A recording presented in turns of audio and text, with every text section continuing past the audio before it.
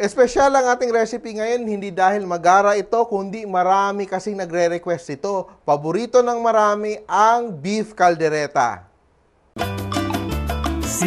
Simpol, luto na, Pag nagluluto kayo ng mga stews, kagaya ng beef caldereta, siguraduhin nyo yung beef nyo ay may layers of fat or may layers ng taba para maging juicy at tender ito. Kasi pag puro siya laman, nagiging tough siya at medyo mahibla. Unang-una, imamarinate natin yung ating beef ng konting soy sauce at calamansi at laurel. Dahon ng laurel. At iiwan natin siya ng a few minutes, from 15 minutes to overnight. Gamit natin dito ay beef brisket. So nakikita natin, hindi lang siya laman, pero may konti din siyang taba. Ito ang nagbibigay ng linamnam sa sauce at thickness. At ito din yun ang nagpapa-juicy at tender ng ating beef. Unang-una, ipiprito natin yung ating patatas at carrots. Another tip para mas lumambot yung karne nyo ay i-marinate nyo overnight. So bago nyo palutuin, pag binili nyo yung karne, asinan nyo or i-marinate nyo ng soy sauce. At saka mo na lutuin the next day. Kasi yung salt or soy sauce ay may tenderizing qualities. So pag luto nyo, mas mapabilis yung luto nyo. Tatabi muna natin yung ating patatas at carrots.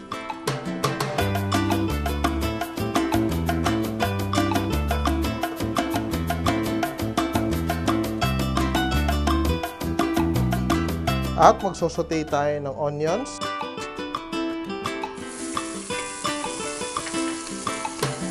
Garlic. Yung chorizo bilbao natin.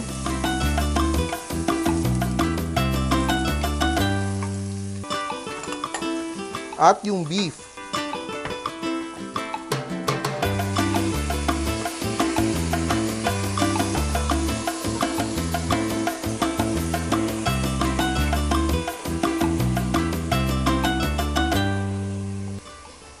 Lalagay na rin natin yung ating liver spread. Pwede din gumamit ng mashed chicken liver. So magpakulo kayo ng atay ng manok at dudurugin mo. Tomato sauce.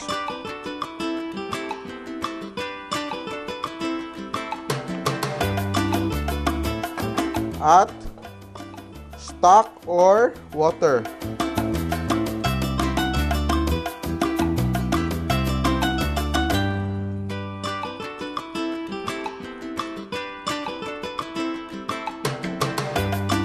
At tatakpan na natin ang ating pressure cooker. Lulutuin natin siya ng 45 minutes. At lalagyan natin yung ating lid.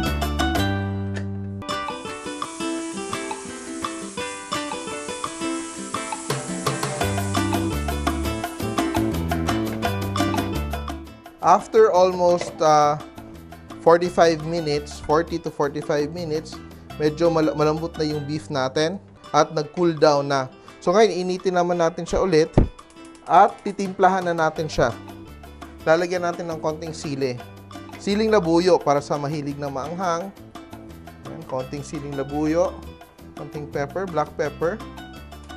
At patis. Pwede din toyo yung ilagay mo pero medyo magiging dark na yung ating caldereta.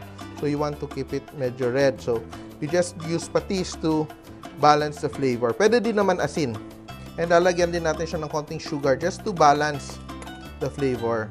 Hindi natin siya gusto na matamis, pero gusto natin balance. Yan. Medyo malapit na siyang kumulo. Lalagay na rin natin yung half ng carrots and potatoes natin. Ang magtira lang tayo for garnish. Lalagyan din natin siya ng green and red bell peppers.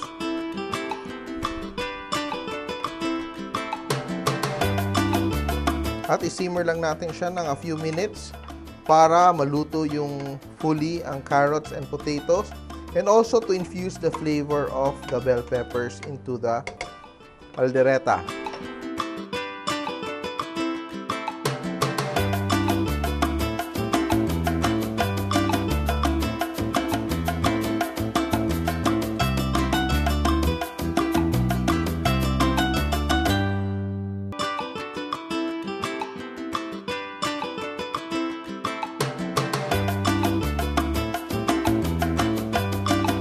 Beef Kaldereta, Simpol! Nagustuhan niyo ba ang video na to? Please share para lalong dumaming ating mga kasimpol. And don't forget to subscribe to our Facebook, YouTube, and Instagram accounts.